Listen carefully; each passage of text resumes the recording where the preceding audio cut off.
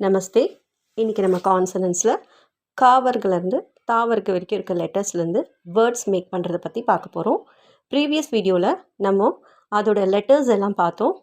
அதை பார்க்காதவங்க டிஸ்கிரிப்ஷனில் லிங்க் கொடுத்துருக்கேன், செக் பண்ணிக்கோங்க. இப்போ நம்ம வேர்ட்ஸை பார்க்கலாம்.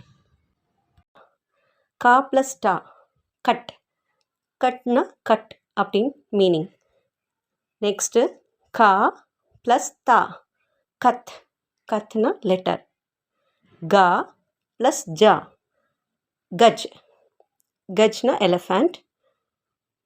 க ப்ளஸ் நா, கன். கன்னா க்ளவுட்ஸ். சா ப்ளஸ் டா, சட், கிளைம்ப். சா ப்ளஸ் தா, சத். சத்துன்னா ரூஃப்னு சொல்லுவாங்க, டெரஸ்னு சொல்லுவாங்க. நெக்ஸ்ட்டு ஜா ப்ளஸ் கா, ஜக்.